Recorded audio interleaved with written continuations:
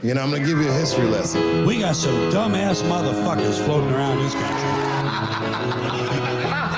Stop laughing! And when I do, start fucking. Also, y'all did some nasty-ass jokes on my ass, too. Funny jokes and unfunny jokes come out of the same birth. You fucking guys are unbelievable. Why are you laughing? Evening, everybody. Welcome to another episode of Why Are You Laughing, a history of comedy podcast. And today, I am pleased to introduce you to Fred Willard, the late, great Fred Willard. I'm very excited for this episode. I was a big Fred Willard fan, and I think we ended up finding some good clips for you guys. Appreciate you guys hanging in last week. It seemed like everyone actually enjoyed the Danny Polish-Chuck experience. I think because it was a train wreck. I wouldn't even say a train wreck. It was just bizarre. It was very weird. And I'm glad. It seemed like Danny had a nice time, which at first didn't seem that way. When he asked me about my Yankees hat and then didn't like my answer, I felt that was when we weren't going to recover. But You're a Yankees fan, right? Yep. All right. he's like, you live in New York? I was like, no, Boston. He's like, why? I don't know. I'm sorry. But it seemed like the feedback, at least so far, has been good. So if you haven't listened, go check it out. Let me know what you think. We've got it solely from the Patreon members thus far, though, I think. True. Yeah, for the most part. Yes. So it just went live. Those of you who have listened to it for free, let us know. But I think we're back to business today with the great Fred Willard. If you want those episodes early, if you want to give us feedback on the Patreon episodes, then feel free to check us out at blindmike.net. That's where you can subscribe to the Patreon. You get Why You Laughing episodes early, as well as the Blind Mike Project, Quincy, More on Money, all the zany stuff we do back there on the Patreon. So check all that out. Or you can support the show for free. All the links, Apple, Spotify, YouTube, they're all there. And do all the things that you do to support shows. Liking, subscribing, 5-star reviews. All of those links and more are at blindmike.net. So make sure you check that out. I feel like we should also specify for those who are going there solely for Why You Laughing, it is the $10 tier. Oh, yes. Yeah, I should throw that in there because sometimes we get confusion. So yeah, if you want Why You Laughing a week early, become an executive gearhead or higher. That's how we rope you in, baby. We give you the good content. Blind Mike Project, who gives a fuck about it, you know? That's what I'm saying. So, I had actually attempted a Fred Willard episode a while back, and when I started looking into him, I was like, I don't know. He didn't live other than one incident, which we'll talk about. Didn't live a particularly controversial life. He seems like just a nice, regular guy, more or less. And then when I was preparing for, I said, that's crazy. I love Fred Willard. There's got to be enough for an episode. And then I just started pulling clips. And I was like, oh, this is great. I had to stop myself. We had so many clips. So I ended up being excited for this episode. And as Craig was kind of saying before we started, I feel like everyone knows Fred Willard from something different. There's Waiting for Guffman, there's Spinal Tap, Best in Show, but he was also in like Everybody Loves Raymond and Modern Family and That 70s Show. And the guy's been in everything over a 4-decade period, pretty much. And he never, it's hard to say he found, like, he was a celebrity for sure, but like there's not one thing you could pinpoint and be like, this is Fred Willard's thing. We'll talk about Fernwood Tonight, which is probably my favorite project of his. But I think if you polled, 1,000 people that know who Fred Willard is, you're going to get a wide variety of where you know him from, Yeah, if this was like a Family Feud board, there would be like 12 options. It'd be tough. Yeah, it'd be a tough call. So we are starting with, and we're going to jump around time-wise, so don't worry. We aren't missing too much, I hope. But we're going to start with, this is Spinal Tap, which I feel like is where a lot of people say he kind of jumped from just like a character actor to a guy people really recognize. A few things to mention first is I didn't realize he also had a talk show from like 85 to 86. It only lasted a year. It was called Who's Hot, Who's Not, I think was the name of it. So it didn't last very long, but he was nominated for a Daytime Emmy. So it must have been all right. And I feel like I could kind of see Fred Willard as a daytime talk show host. I don't know if he would have fit like the old school late night format necessarily. Because when you hear him talk, we'll hear some clips. He seems like kind of just a nice older gentleman, you know? Sure does. But I do think he would have kind of fit that talk show format. He was an improv guy. He started in a duo called Willard and Greco, and he compared them. I was listening to a few interviews of his, and he said they were, very similar and around the same time as Stiller and Mira, the same type of comedy.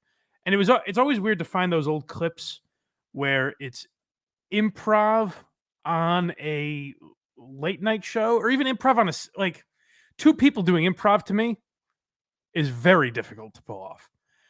And you'll see, you ever seen Middleditch and Schwartz on Netflix now? I've seen clips of it.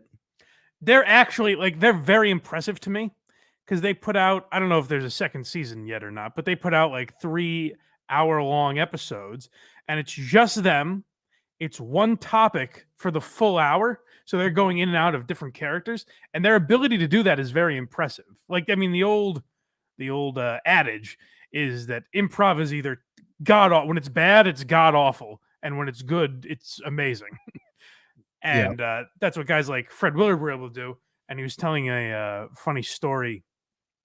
They've done, they did like the Smothers Brothers and Dean Martin show and everything, but he was talking about doing Ed Sullivan, and he said they had a lot of very weird experiences on Ed Sullivan of bombing. And one of the examples he gave was Ed Sullivan brought out some like a college football team. I'm assuming like the national champions that year or something like that. And they're going through Ed Sullivan's naming off all the players. And then at the end of that list, he says, and now Fred Willard and Vic Greco. And they just walk out, and he said for the first 2 minutes, the crowd is like, is this like the cornerback? What the fuck is going on? But yeah, Fred Willard obviously found a success in improv, and then was chosen for a role in Spinal Tap. So this is him talking about it first, right? Yes. I do like, though, that you said he lived an uncontroversial life. Except there's one story that we'll get into. Yeah, you go in from 0 to 60 real quick. But even that, he's like a nice man who was bullied around, frankly. But let's hear this first about Spinal Tap. My agent called, and they said Rob Reiner called, and he and Harry Shearer and them have this movie. Spinal Tap is about a heavy metal group, and they come to an Air Force base, and you're the officer at the Air Force base who greets them. And I said, I'm going to be this jerk. They're going to be a hip group. I said, no, I don't want to do it. So he said, no, they really want to talk to you. I said, Irvin, I just don't want to do that. It's, I'm tired of playing characters where I'm always this square guy. He said, why don't you just go out and talk to them? I said, okay. I knew Harry Shearer. I kind of knew Rob Reiner. And I went out, and they said, look, Rob and Harry are out to lunch, but they want you to watch this little 6 or 7 minute tape they've made. So I said, okay. So I watched it, and it was so extraordinary. I said, I can't believe that they're improvising, and these are not real people. So Rob and Harry Shearer came back from lunch. I said, I've got to be in this movie. They said, okay, well, we should talk to your agent about money and bill. I said, no, I don't care about it. Just I want to be in the movie.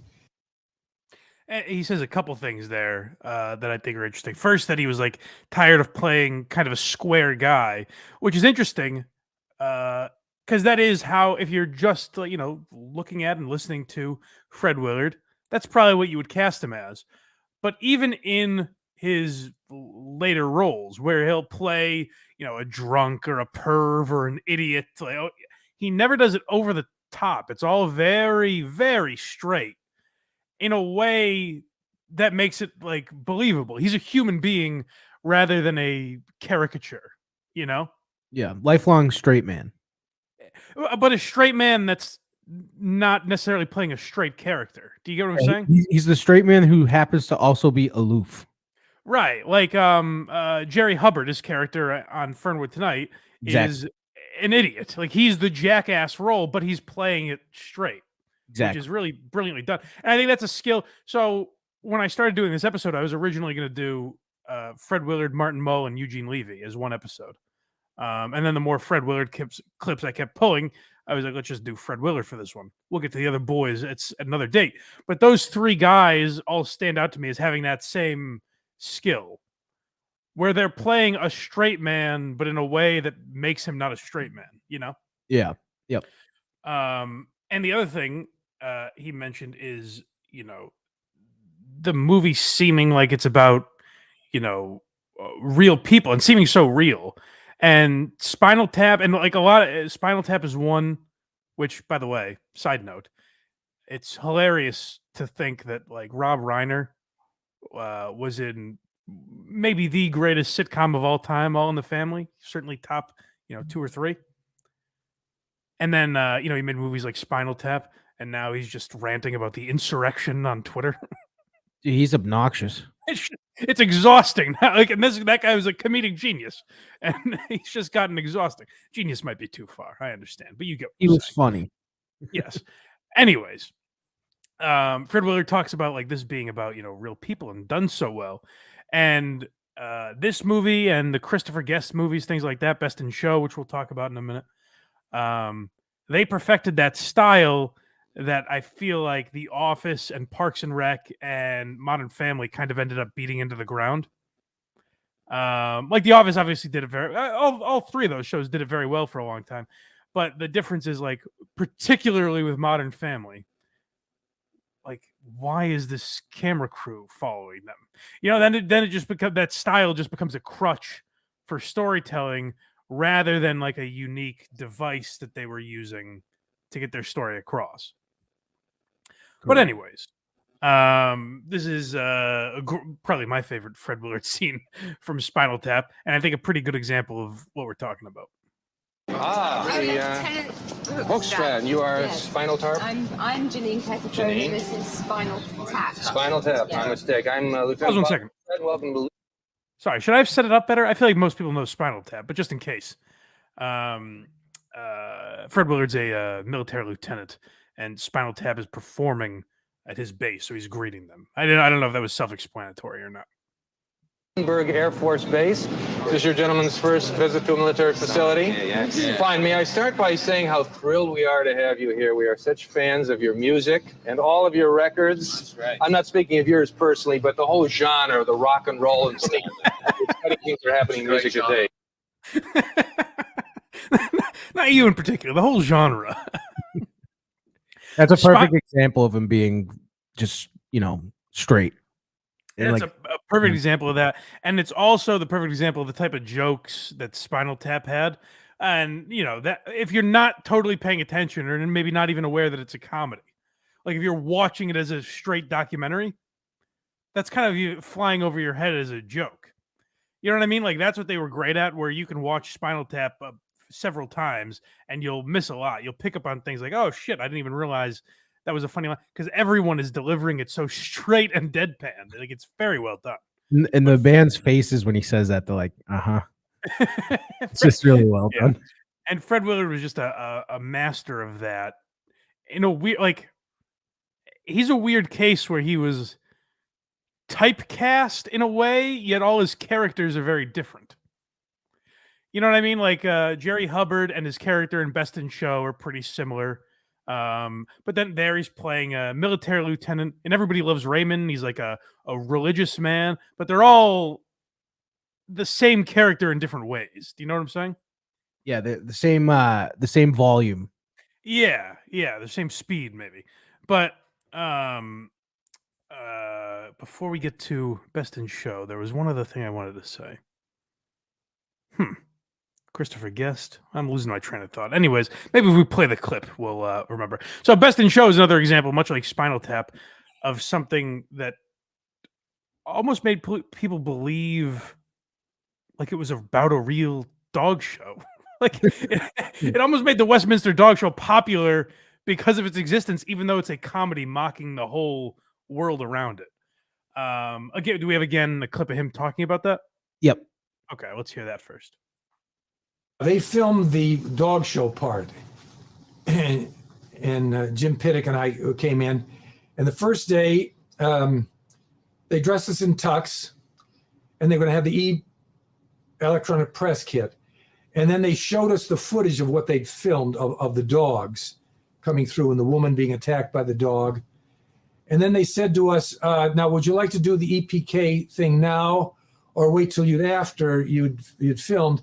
And Jim Pittick looked at me and said, well, if I don't know about Fred, but I just assume do it now since we're dressed for it, because Jim had flown in from London. He was doing a series there all the way into Vancouver. And that night in the hotel room, he called me and says, Fred, they don't have us on the schedule tomorrow. I bloody well have to be back in London on Thursday. So they scheduled us, they got us in on Wednesday, and they moved all the extras around behind us, and they filmed us sitting there. And we weren't watching anything, but Chris would come up and say, now here's the scene where the sporting dogs come in. Here's the scene, remember you saw this. Here's the scene. So we have to just make it up. And Jim Pittick was so real that to this day, people say he's a real Westminster Dog Show, right? I said, no, he didn't know anything more about dogs than I did. And it's funny because to that point, I think the guy, I don't know if he still does it, but he did for a long time. Jay Peterman from Seinfeld. Yep. Would do the Westminster Dog Show. And there was a time, like I remember seeing that and thinking it was a bit because I liked Best in Show. And I was like, oh, they're recreating that by putting Jay Peterman in there. And then it's like bizarre that Elaine's boss is calling the Westminster Dog Show all of a sudden. Yeah, it was, I do actually remember that because I think there was a commercial on like Monday Night Football or something with him on it. It's very strange. And Yeah. like, why is he doing this? But they just kind of to highlight that they nailed the vibe of what this bizarre world is. These people that are obsessed with their dogs and the lengths they go to win this. So this is just a quick clip again of how real they made this mockumentary look like it was really covering the event. She is really giving him a thorough going over. Are all judges that thorough? I mean, she looks at the teeth. It's very important that all the attributes are examined. Teeth, eyes, ears, Ouch. gums. Am I seeing right? Where's she putting her hands now? She's just checking out the dog's testicular area to make sure that everything is intact. Hate to go out on a date with Judge Edie Franklin, have her judge me. That'd be no fun. Would you please take your dog down and back for me, please? Now she's having the dogs. Why do they have them run away from them and then back up? What's the point of that? What are they looking for? We're looking for the gait and movement of the dog, and it's very important to see the small angles. So Edie will be checking out this in particular. Good way to judge a woman. Have her run away from you and then run back. Those birds on Carnaby Street. Yes. I'm used to seeing them run away from me more often than run towards me. The delivery of that is just so great. First of all, like I said, they do sound like they're actually calling the Westminster Dog Show, and even like Fred Willard there. That's not crazy dissimilar from like a guy in the booth at any sporting event, like kind of trying to be funny. Right. You know? Exactly. And So even the way he reacted to her touching the dog's balls was like real. Exactly. And that's where a lot of comedies, I feel like movies, maybe TV shows more than movies. I'm not really sure, but a lot of comedies in general miss the mark where they try to cram the jokes down your throat. Like that would have been all one big sentence, what we just watched right there. Mm-hmm. And, Christopher Guest spread it out over a minute and a half, whatever it was, Mm-hmm. So they'll give you pauses and let you wait for it. They don't need to scream the jokes at you. If you don't get it, you don't get it. Like they don't mind being understated, Yeah. And sitcoms are probably the best example of that. Where remember on the Patreon we watched Two Broke Girls. Yes. And counted the number of actual sentences we could get that weren't set up or punchline. I think we got like one in a whole scene. There might have been one right at the end, yeah. But it's like sitcoms get petrified that you're not going to understand it's a joke. Whereas like Christopher Guest movies and Spinal Tap, they don't care if you don't get it. Right. You know what I mean? Like it's for them, really. Yeah, and then the people that do get it, it's that much better. Exactly. Because you'll watch it with someone, they won't get it, you will, and you're like, you don't understand what this. Then you have to explain to them, and then you kind of open their eyes as well. Exactly. So where are we going next? SNL? Yep. Yeah. So I didn't realize Fred Willard had hosted SNL in 1978, which speaks to how different that process was. Now, granted, I think Fred's going to explain who he was filling in for. So they did still go for stars. But like we talked about with Norman Lear hosted the first season. Carlin hosted, I think, the first episode, and he wasn't like George Carlin then. He was a famous comedian, obviously, but he wasn't the legend George Carlin. So they would have, kind of figures in comedy that weren't necessarily massive household names come in and host episodes. So I was very surprised when I heard Fred Willard hosted an episode, but he talks about that process here. I saw the first show and it knocked me out. I said, God, this is wonderful comedy. And I knew John Belushi. I don't know how I'd known him, but I knew him. I didn't know Dan Aykroyd or the others. And one night, shortly after, I was sitting in the improv and John Belushi walked in. And I walked up and I said, John, I love your new show. He said, oh, thanks. He was I said, come on, John. And I took him around the improv. Everyone, this is John Belushi. You got to watch his show, Saturday Night Live. And I could tell he was so impressed by that. And they had an Emmy show out in L.A. And Lorne Michaels and all of them were at a table. And my wife said, go up and talk to them. I said, I don't want to, go up and talk to them. So I went over and I said, hi, I'm Fred Willard. I love your show. Oh, Fred, I think they all love Fernwood Tonight. And a couple of weeks later, I got a call. I think Muhammad Ali was supposed to host the show and dropped out. And they said, we'd love you to host it. And I said, oh, my God, that would be wonderful. And I have a feeling John Belushi was behind it. You got to use Fred Willard. That's a very, no disrespect to Fred Willard, but just as far as celebrity, pretty big drop off. You think? Which is what I like about SNL at that time, is they didn't say, oh, we need another A-lister. They said, okay, let's bring in a funny guy. We like Fred Willard. Let's bring him in. That speaks to the way SNL has changed over the years. But if SNL stayed true to like comedy, Fred Willard should have been a guy that was popping in there all the time.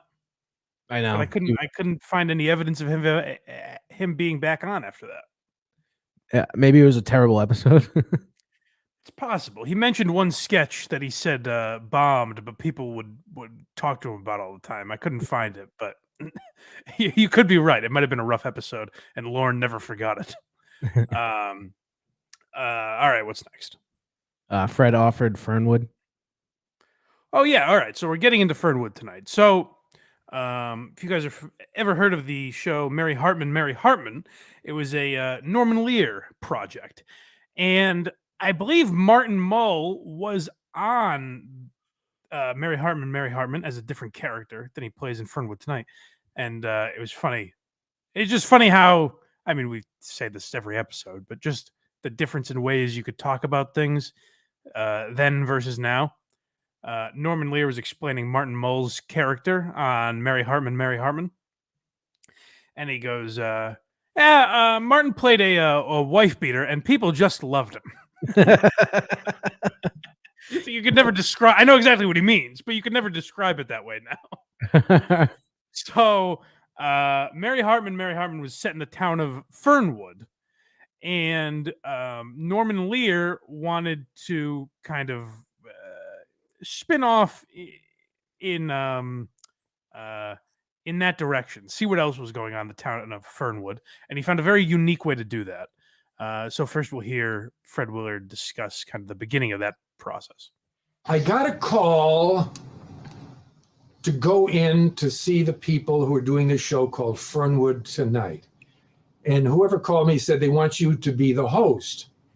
And I said, oh, that's interesting, because at Second City we'd done a show about an amateur hour where I was the host of a show called The Amateur Hour, and all these awful amateurs came on. One of them played a musical broom, and one of them had a catatonic fit on the show. And I said, that's right down my alley. And meanwhile, I'd done a pilot for a show called Space Patrol or something. Like it was a spoof on Star Trek and those shows. So I thought, I was the star of that. I said, gee, I'll be a star of a sitcom. That'll be great. So they called me and they said, no, you're not going to be the host. You're going to be the co-host. You're going to be like the Ed McMahon. And I said, gee, I'm not quite right for that. They said, Martin Mull is going to be the host. I said, oh, God, he's great. I just seen him in a club. I said, but to be the Ed McMahon, I started listing other people who would be good for it. And they said, no, don't list other people. Everyone thinks you'll be just right for it. And I said, I don't know. I've done this pilot for this space spoof. And they said, well, again, they said, would you just come in for a week while we do run-throughs until we find someone who'll be right for it? I said, okay, sure. So I went in and I found it so hip, and I just fell in love with Martin Mull. He had such a sharp sense of humor that after about 4 or 5 days, I went up to them and I said, guys, I think I'd like to do this. I mean, I wasn't the Ed McMahon. As Martin Mull pointed out several times, it was not a spoof of the Tonight Show because that would last about one night. What it was is a cable show that came on in this little town of Fernwood where Mary Hartman was done. And someone wondered what it would be like if they had their own cable talk show. So a couple things there. But did you catch when he said he did some pilot for a show called like Space Patrol or something like that? Yep. I believe the title of that pilot was Space Force, which led to Jimmy Kimmel bringing him in when Donald Trump announced that he was implementing a Space Force. Fred Willard resurrected his character from that pilot on Kimmel, I guess. And he was also in, sadly, the last live action work that Fred Willard did was Steve Carell's Space Force, unfortunately. Of course, right? Didn't go quite as well. It went about as well as the pilot that Fred shot, I think. But the interesting thing there is, first of all, it's funny to hear Fred Willard say, like, I don't think I'm right to play the sidekick when he ended up, like, nailing. He doesn't have, if you listen to this interview, he did a bunch with Foundation interviews or something. You can find a ton of shit on YouTube with that. And he's talking about his role on Everybody Loves Raymond as well. And he says they wanted him to play Robert Barone's father-in-law. And Fred Willard's son in Everybody Loves Raymond is played by Chris Elliott. And Fred Willard's talking about how he's not nearly old enough to play Chris Elliott's father, blah, blah, blah. He keeps talking about how he's not old enough to be in the role he's in. Meanwhile, I looked it up. He's like 20 years old. Like he's easily old enough to be Chris Elliott's father. Yeah. Like he's got the same traits as you. Every time someone like says, "Oh, you'd be great for this," you're like, "No, I'm no good." Yeah, he's like, you don't want me for this. Don't listen. So while I guess Norman Lear said it's not a spoof of the Tonight Show, I do think they are kind of goofing on some of that format, or maybe not necessarily Carson, but other people that tried the talk show format at that time. They are certainly poking fun at that, as well as cable access and things in small towns. But we'll now hear, because the little I've seen of Fernwood Tonight, there's not a ton. Which, by the way, they did spin off into two different variations. Fernwood Forever, I think, was the name of one, and then the other was America Tonight, where it becomes like a national broadcast. And I've never heard anyone talk about that. Maybe we'll have to do a whole Fernwood Tonight episode to do a deep dive into that a little bit. I've never heard any legendary tales of it, but it seems weird to have like this absolutely perfect, especially when it's created by Norman Lear, to have this absolutely perfect angle on something like a talk show with a lot of pomp and circumstance built around it, based on the town of Fernwood, and completely ruin it by saying like, we're a national show now, because that just takes away any appeal from it. Right. But we have him talking about his character, Jerry Hubbard. Yep. Yeah, so let's hear a little bit about that. Jerry Hubbard was the character who would been born and raised in this little town of Fernwood. And I guess his history was he played a host of children's shows, and he was kind of a beloved character there in town, kind of a dimwit. And Barth Gimble, Martin's character, was this flashy guy who'd been brought in from Miami. I guess he'd been kicked out of Miami for some kind of scandal, and he took over the show. He was kind of the Sharpie, the city guy. And so that was our teaming up there. I think Jerry's strength was he would say anything that came to his mind, and I think a lot of people related to that. He would say anything he was thinking. You know, he didn't hold anything back. He didn't have any grudges. He would, if he got mad and pouted, it would just be for a few seconds, then he'd open up again. He would say what people were thinking. He would ask questions. His weaknesses, he would say the obvious a lot of times, and he would say dumb things. One of the best things Martin's character would, when I'd go on and on, he'd say, "Oh, look, Jerry," and point over there, and I'd look, and I was left looking for something. So he wasn't that bright, but he was kind of a lovable character. It's funny, like the depth with which he goes into talking about that character is very funny, because on the start, like, this is a show where he's just on a talk show. Like, you wouldn't think there would be that much character depth put into the process behind Jerry Hubbard, but it's interesting to see his approach in, almost creating like a backstory for him. But the main thing that stood out to me there, him talking about this character, is I have always said I thought in a different world. He was obviously probably too old by the time Steve Carell left The Office. But, in a different world, I thought Fred Willard could have played a Michael Scott type character on a successful television show.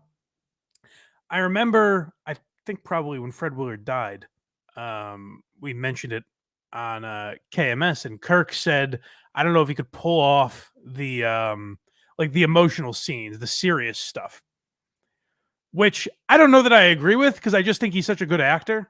And they say that very often comedy is harder to pull off than drama. But there was one little story that Fred told that's in his first movie. He plays a man who I believe attempts to sexually assault the daughter in the movie. Mhm. And he said when he went to go see himself in it, the crowd audibly booed. So I don't know if maybe they were just booing the scene in general, but I don't know if they got lost in Fred Willard's work necessarily. He was just so convincing. That could be it. Yeah, I don't know, but it's hard to say, because I've only seen him in those kind of wacky roles. I don't know that I've ever seen him play serious necessarily. I've been trying to think of that this entire time. Yeah, I don't know that there is an example of that. But again, he's such a good actor that I wonder if he could have pulled it off. I will admit, Fred Willard in a romantic scene feels weird. Definitely. But again, that just is because we've never seen it. You know what I mean? I think you would say the same thing about Steve Carell and Bob Odenkirk, who Carell has gone on to be a pretty good dramatic actor. I think Better Call Saul is one of the best shows on television in the last 20 years. And Bob Odenkirk does a great job with that. So they were both able to be, for lack of a better term, romantic leads. That doesn't necessarily mean Fred Willard could do it. But, I feel like Eugene Levy has pulled it off in different roles to an extent. Well, even in American Pie, he has some serious scenes. Kind of, yeah. I mean, it's hard to use American Pie as the example of I know, but I'm saying your heartstrings. But he has emotional scenes with his son that don't involve pies. Right. This is by the way, quick aside. My favorite Eugene Levy line in America. I think it's actually in American Pie 2, and I've used it a lot just in life, where Jason Biggs super glues his hand to his penis, and they have it surgically removed, and he has ointment to try and heal it. And they give him a new. They say the ointment they're giving him will take 5 to 7 days, and he says that's not going to be. He needs it quicker. and they give him a new one. And they say they should shave a day or two off. And Eugene Levy just goes, "Well, that's good news. This has been a good news day, son." And just him referring to that as being a good news day is one of my favorite lines ever.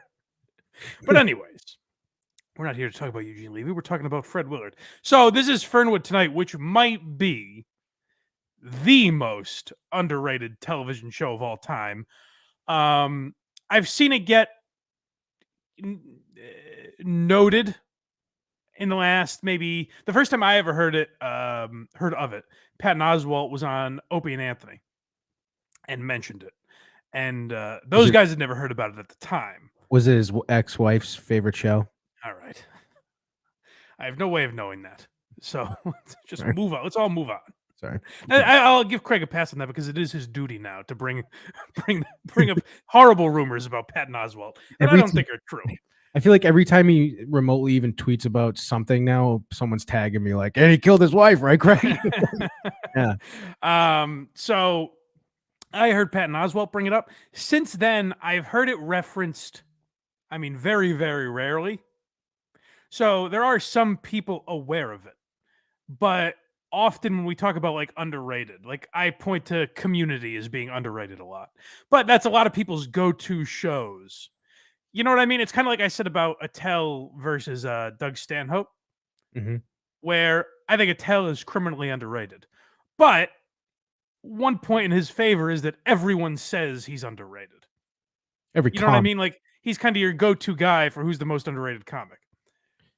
Whereas Doug Stanhope, people kind of forget about him. And to me, Fernwood Tonight is kind of the Doug Stanhope of underrated televisions, where it is truly great and not enough people know about it to defend it, really. Bisbee, Arizona is not really a bustling metropolis. Yeah, Bisbee, Arizona is the Fernwood of comedy. Exactly. So these are examples of what I'm talking about. Like we set up, Martin Mull, who plays, by the way, Barth Gimble. Amazing name for comedy. Just a ridiculous name. I'd love to know where Norman Lear came up with that. Because Barth is not a name, is it? I think I've heard it before. Bartholomew? Yeah. Barth Gimble. So Barth Gimble and Jerry Hubbard are talk show hosts in this small town of Fernwood. And these are the type of topics that they would tackle on this program. I believe our first one is called Talk to a Jew, yes?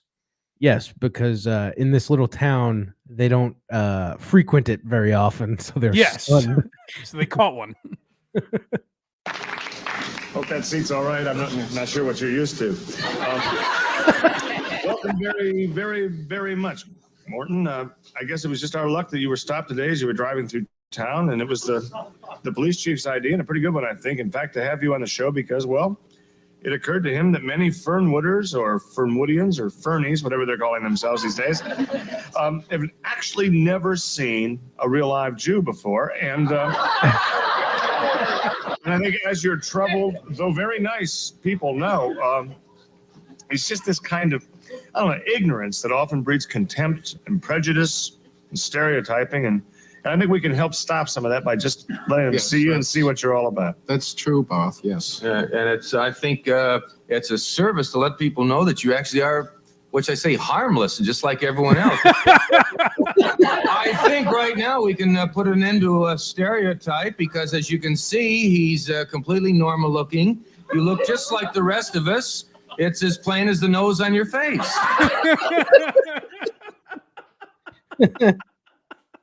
It's such amazing delivery of those lines. The writing is beautifully subtle, and just the the delivery of, I guess people should know that. What would you say? Harmless. As if he's not quite sure if they're harmless or not, but it's as plain as the nose in your face. And so again, this is a thing that our generation kind of lost, is that Jerry Hubbard is the idiot in this situation. The Jewish guy is kind of the protagonist for putting up with these two idiots. You know what I mean? Like their lack of knowledge about Judaism and like their ignorance and belief in stereotypes is what we're laughing at. Like we are laughing at them the same way you laugh at Archie Bunker or Larry David or whoever Eric Cartman, whoever the object of that humor is, we're laughing at them. You know what I mean? Like that's what people have lost. Where you could never do this now. This guy, if this was done today, you might be able to make the same jokes. You know what I mean? Like SNL might be able to write that, but the Jewish gentleman would have to own them. Do you know what I'm saying? Like he'd have to have a snappy retort and really put them in their place. He couldn't just sit there and, let them sit in their own idiocy. Jokes aren't allowed to breathe anymore. That's a good way of putting it. Yeah. So they continue talking to a Jew. Yes.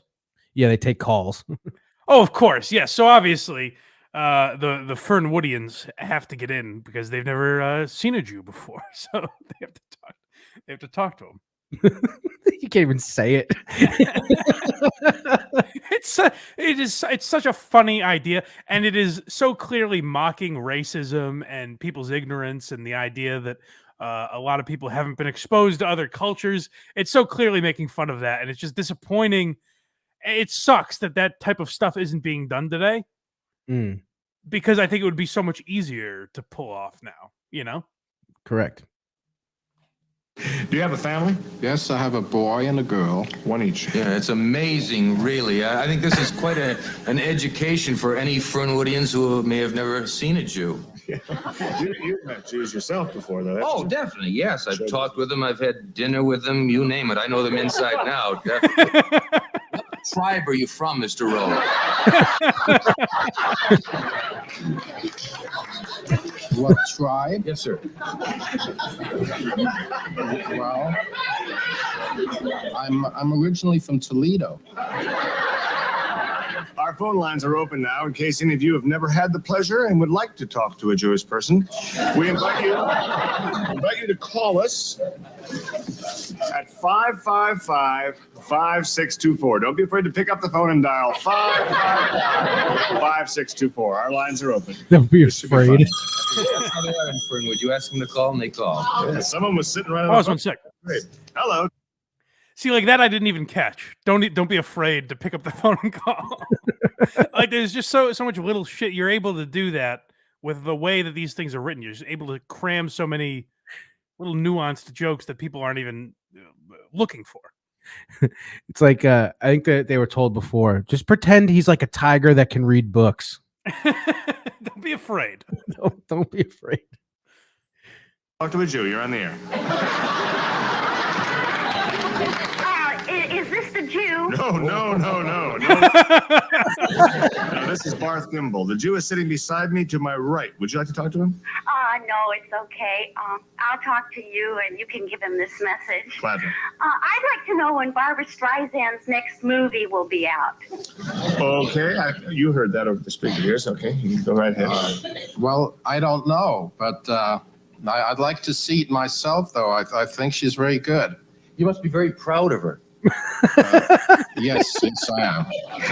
Yes. Just the way Fred Willard is just like, you must be proud. Of course you are. You're all related, right? And I have to say, the actors they got to play these people played so well. It's like I said about Seinfeld a couple weeks ago, where I've always been amazed that Seinfeld was able to just find character actors that fit their tone so well. This guy and the next guy that we're about to see, who I believe is an ethnologist, The race expert. they fit their characters so well, and they're exactly what the show was going for. Like, it's amazing that they were able to find that, or at least, coach them into doing what they wanted as well as they did. Whatever the process was, they fucking nailed it on Fernwood Tonight. Definitely. By the way, let us know, because these are my two favorite scenes that I'm showing you guys. I can't say I've seen a ton of Fernwood Tonight, just clips. So if you guys know of better or more stuff, we could do a whole Fernwood Tonight episode. I just don't know that I know the full catalog. Get on it, people. But all right, so we're going on to a race expert, right? Yeah, yeah. Pretty much a doctor of race is in the building in this episode. We're lucky to have you here. Doctor, can you explain a little bit about your research? Well, Barth, America, as we all know, is famous as a melting pot. Many diverse ethnic groups have been thrown together suddenly, and this leads to bigotry and name-calling. The origins of various racial prejudices are what we are trying to put an end to and stop stereotyping once and for all. There's probably too much of that, more than we even need. Perhaps, I think. So you studied various nationalities just to find out, how people become prejudiced against them. Is that it? Exactly. All races are alike. We are all the same. Does that apply like to the Dago also? What I'm saying is, to all. Yes, I think all encompassing. Just so beautifully done. Even just like probably even more than we need. As if we need some stereotyping, of course, but Does that apply to the Dago? Such a beautiful job. And as an Italian, I'm not offended. That's how well done it was. Me either. We have one more with the race expert. Yes. Yeah, it's entitled "More Jew Jokes." Yeah, well, they get back. They're going through a lot of Jews. I'm sorry, a lot of races. They get back. Freudian slip, folks. They're going through all the races, and they, of course, get back to the Jews. What did your studies show about other groups? Why zero in just on the... Well, that's strange you should ask, but we studied the electrocardiographs of our Jewish friends and tried to learn about the Jewish aversion to alcoholic beverages. They don't drink a lot, do they? No, Jewish people don't like to drink. But we are afraid they'll have to pick up a tab. Look at his face. Man, my favorite part is like the doctor is it. He's like, yeah. Yeah, you're exactly right. So yeah, so well done. Do yourself a favor. Both those clips are a lot longer, obviously, so you can check out those or any other Fernwood Tonight. There's a bunch on YouTube. So go check those out because, like I said, it's one of the most underrated shows of all time and so perfectly done. It's amazing, like, of all the shows Norman Lear was known for, I would put this in the top 2 or 3 of the ones he should be known for. Definitely. You know what I mean? Like, obviously, All in the Family's in a category of its own. I'll even say The Jeffersons, because it was kind of showing... It was the same level of... maybe not the same level of humor, but it was also very funny.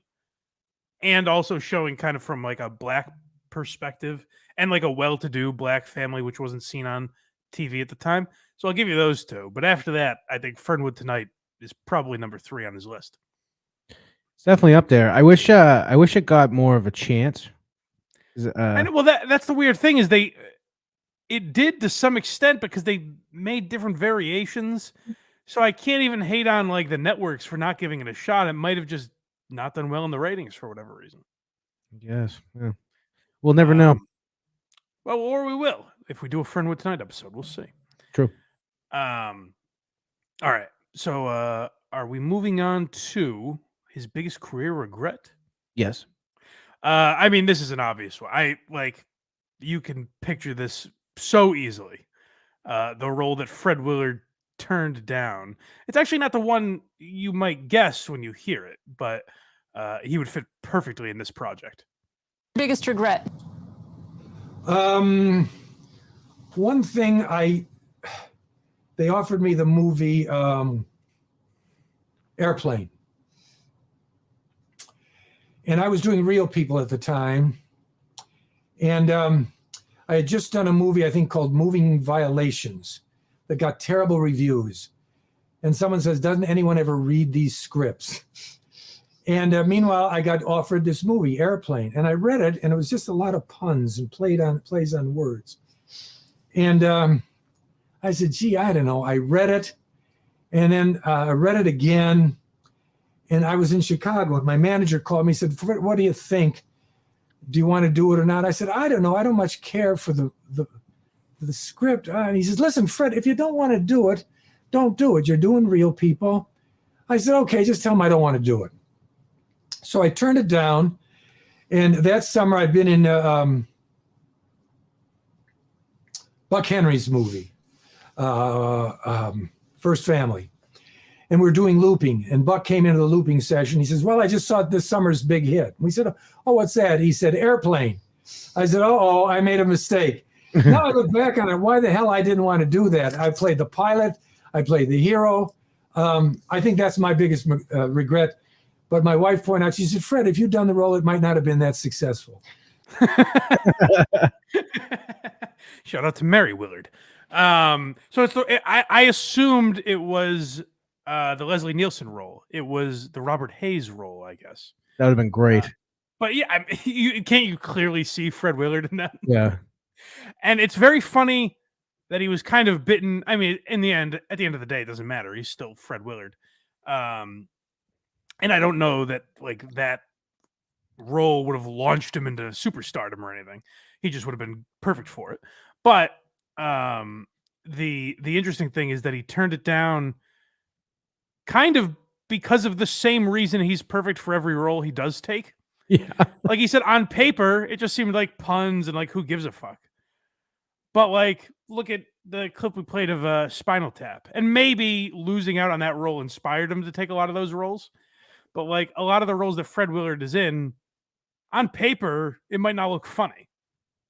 Right. But like through his delivery and the way the scene is set up and everything, it's amazing. Right. Exactly. So unfortunately, we didn't get Fred Willard in the Airplane, but we got him in many other things. It just dawned on me. Our generation probably best knows him for Anchorman. Yeah, probably. To the point where he has one of the most overused lines in movie history. Like a lot of lines in that movie are. Where he says, anything you put on that teleprompter, Burgundy will read. Which Anchorman is the greatest example of a funny movie that we all ruined. And I throw myself in there because I quoted Anchorman a lot as a kid. Yeah, how many times did you hear someone say, like, it mean no matter what, they'll be like, what does this mean? Someone will be like, a whale's vagina. A whale's vagina. I'm Ron Burgundy. I love scotch. I mean, so many things. 60% of the time, it works every time. That line's funny. They're all funny. But my issue is, and I did it as a kid, we all used it so many times, and it was used by every Sports Center anchor. You know what I mean? Like they were all used at an exhausting rate to the point where now if you went back and watched it, it's not dissimilar from Caddyshack, where if you watch Caddyshack now after living a life, you're like, that's a hack line. You don't realize they came up with it. Hey, Whitey, where's your hat? You don't realize they wrote that. You just think it's something people have said for 40 years, you know? Right. Anyways. No, Anchorman, it took me like 2 or 3 watches before I really enjoyed it. Oh, really? And I think it was Fred Willard who made me like it. He's the greatest. Yeah. And another role he's perfect for. There's never been a role I've seen Fred Willard in that I haven't enjoyed him. I can't think of one where I'm like, he doesn't really fit here. That doesn't make any sense. I guess such a fucking hilarious, dry humor. Like I was telling you before, I used to love him on Tim and Eric's Awesome Show. Yeah. Because that is that show is so dumb, but funny, and it's perfect for him. Exactly, yeah. And you know what? It makes me a little sad that this is why I liked that Eugene Levy got to do Schitt's Creek. And I mean, it's even cooler that he got to do it with his son, I guess. But Eugene Levy has a role now that he is, known for lack of a better term. He has a lot of roles that he's known for, but like kind of a signature, like he's the dad in Schitt's Creek. He was nominated for a bunch of Emmys. That's I think that will kind of be looked at as a classic show. Certainly the best sitcom of the last 5 to 10 years, probably, right? Haven't seen an episode. Maybe 10 is too long, but the last 5 years, certainly. But it's kind of iconic is probably too strong, but it's a role that, like, a lot of people observed him in, and he got acknowledgement from fans and critics that he was great, and it was a, fairly long-running sitcom. And it kind of bums me out that Fred Willard never had that necessarily. You know what I mean? Like he would have been great if he found a sitcom he was perfect for. Like I said, I think he'd be perfect on The Office. He would have been really great on The Office. In honestly any role. Yeah, not really. even necessarily Michael Scott. He just fit He that easily could have been a very different Dwight, you know? Yeah. Right. And yeah, those roles would have changed, but like Fred Willard would have done them very well. So yeah, I guess what I'm saying is that revisionist history. I wish he had whatever the show would be. I wish he had that where he was on it for 8 seasons. He's one of the main characters. You know what I mean? Like where he really gets the respect he deserves. Yeah, and instead everyone remembers him for something else now. Oh, jeez. I'm glad you reminded me. I almost forgot about that. Well, I knew we were gonna go into our we normally somehow find a way to use Norm Macdonald in these things. Well, this was an easy one. Fred Willard was a guest on the greatest talk show of all time, Norm Macdonald Live. Yeah. So we'll close with that. But yeah, I should acknowledge the man is a monster. Fred Willard was a sexual deviant and a pervert. In a pervert theater. So in 2012, he was arrested at an adult movie theater for suspicion of lewd behavior, which pretty much means he was cranking his pud at some porn. Which 2012, I don't know how many adult theaters were still around. I want to know who goes to an adult theater and tattles on someone jerking off. I want to say it's Ronan Hirschberg. I could be wrong, but he has a great, whoever I'm thinking of, has a great bit about that, where he's like, who is going to the theater and seeing someone jerking off and then walking out to the the ticket taker and saying, excuse me. I tried to bring my family out for a nice day at the cinema. It's a bunch of people going in way too many clothes to hide their identity into an adult movie. Yeah, right. I feel like it's a gentleman's agreement. Hey, no one tells on each other here. Exactly. So I don't know what happened that day. But yeah, Fred Willard was cranking his pud at an adult movie theater. He must have looked high and low for that thing.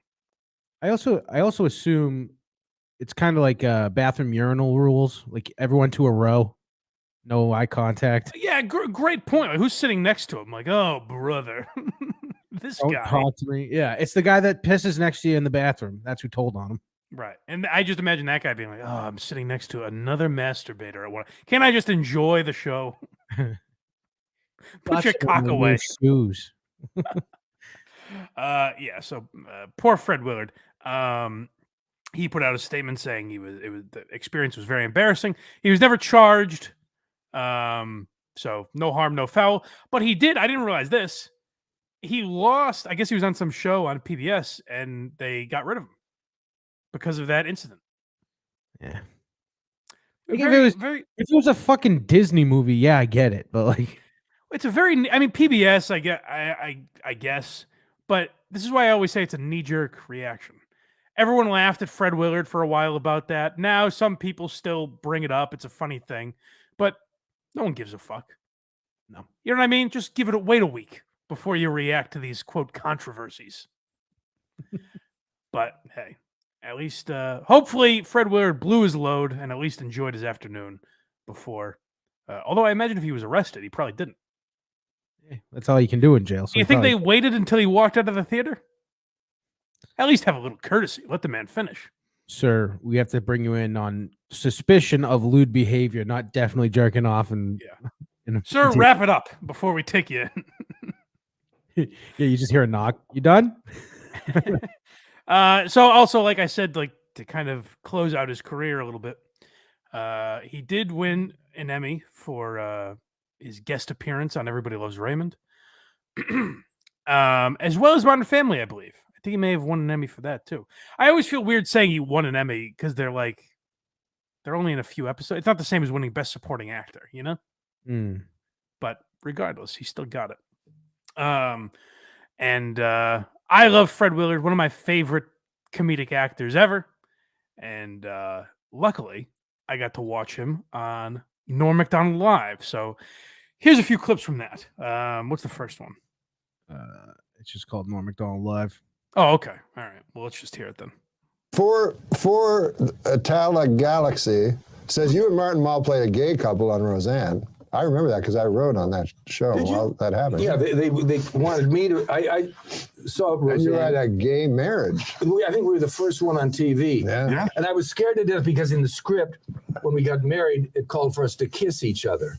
Good God. And just for some reason, You're homophobic. No.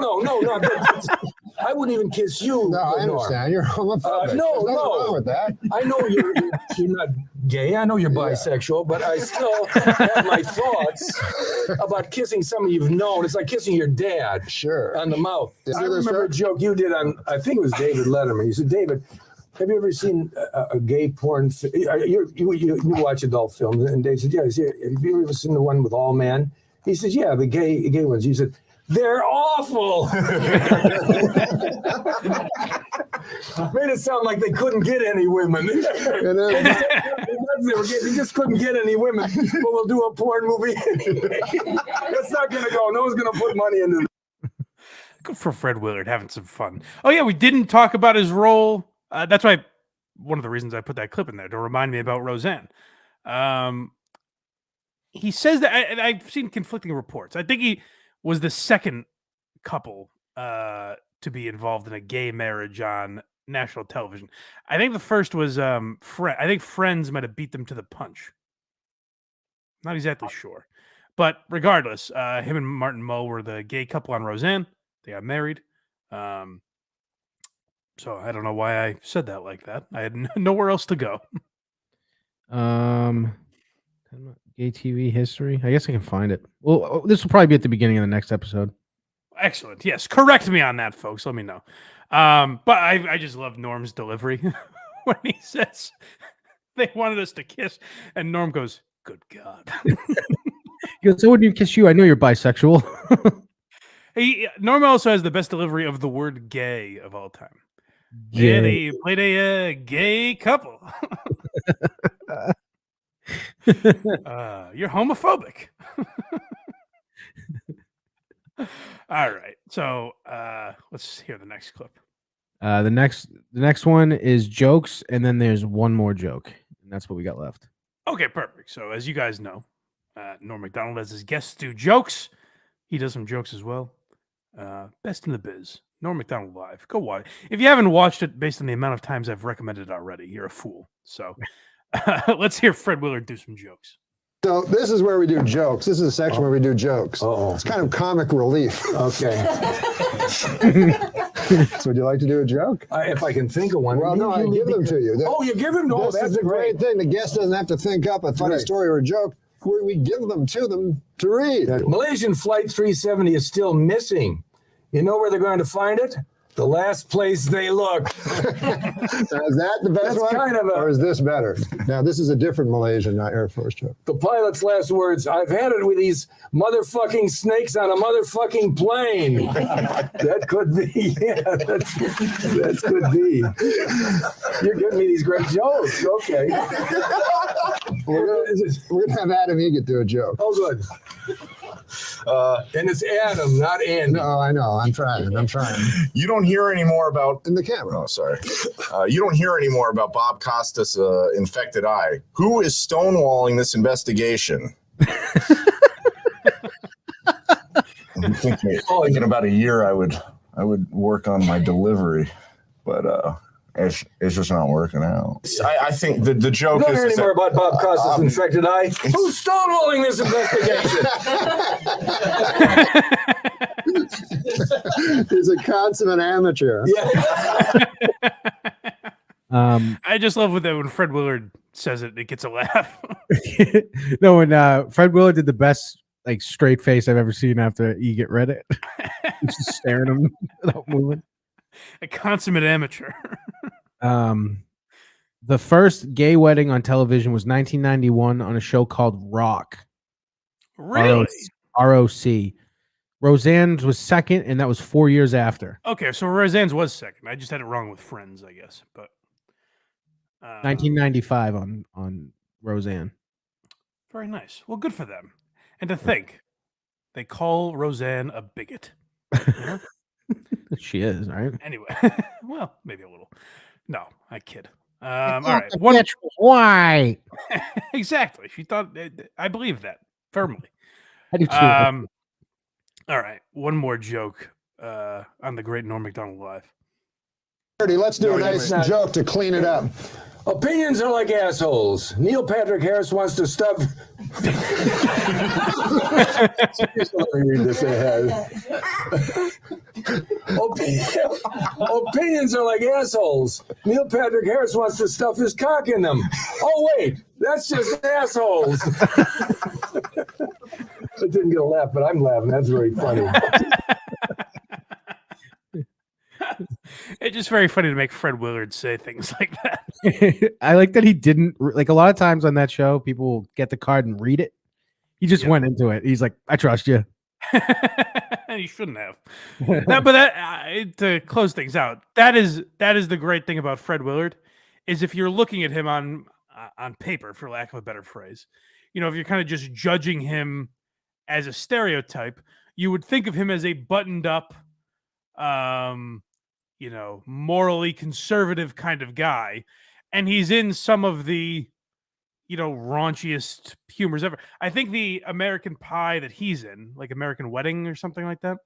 I think it's his wife is the character that like eats a piece of shit or something. You know what I mean? Like based on the way Fred Willard looks and speaks and everything, you wouldn't think he would have the catalog of work that he does. And that's what I really respect about him, is he wasn't didn't look at himself as too highbrow or above anything. I checked his IMDb. How many times do you think he was credited as being an actor? Say 109. You are so far off. What is it? 317. Good God. Yeah, I mean, now that you say that, it makes sense. But that is, well, that's the thing. He was always working. He was in everything. He was in kids shows. He was doing voiceovers. He was in movies, television. He did it all, Fred Willard. One of the last things he did was a Mickey Mouse thing, and he was Mr. Doozy, I think it's. Yeah, that was the last voice, and Space Force was the last live action. So he went out with a real whimper. But he made up for it here. This is how we will remember Fred Willard, is this episode of Why You Laughing? And guys, if you like this episode, if you like other episodes, whatever, if you want to support the program, then go to blindmike.net. That's where you can find all the links to the free show. Like I said, give us some 5-star reviews, like, subscribe, tap the notification bell, whatever you got to do to support this program for free.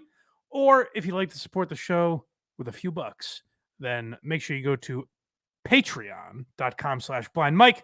But the easier way to find that link is also at blindmike.net. And if you want to support the Craigster, then all of those same links are at verygoodshow.org for all of his programs. Please, it would be a lovely thing to do. Yes, and a big controversy in the world of Very Good Show. Oh, our friend Mike Harris is on hiatus, it seems. So a lot of controversy going on there. Yeah, he'll be back one day, fellas. Don't worry. And ladies, there's some ladies. You know, Eventually, so we've had Matt leave, Mike is left. Eventually, it'll just be me reenacting the clips I want to play. I mean, what more do I have to do to prove I'm not going anywhere? And now we'll hear from Richard Pryor. Just me. Actually, I would love to see reenact Richard Pryor. Start with where he sets himself on fire. Yes. Well, there's an album I certainly couldn't promote if I was Richard Pryor. But anyways, find all that wackiness, like I said, blindmike.net, verygoodshow.org. Thank you guys for supporting the show, and we will talk to you next time on Why Are You Laughing?